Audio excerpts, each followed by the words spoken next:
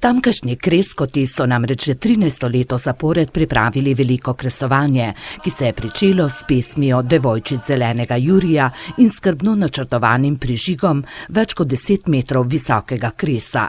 S pripravljeno žerjavico so hkrati na 4 koncih prižgali kres in plemeni so se hitro dvignili visoko v nebo. Lepo ga je videti. Lepo, sploh je lepo zložen. Krasen kres, fej so se potrudili. Lepo je videti nekaj takega. Naši črnomaljci znajo to najlepše narediti od vseh, kar jih vidimo. Pa ne le v Beli krajini. Mislim, da je tudi najlepše v Sloveniji. Se upam staviti, izzivam se.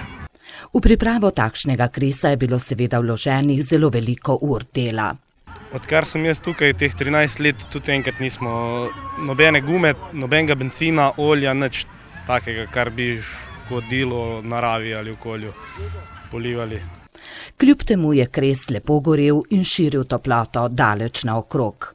Ob njem pa so se zabavali Belokranjci vseh generacij. Le redki so si noči razmišljali o pomenu praznika dela in o visoki brezposelnosti, ki pesti Belo krajino. Kresovanje je namreč po starem običaju povezano z veseljem in dobro voljo, ki je na Kozjem placu ni manjkalo vse do zgodnjih jutranjih ur.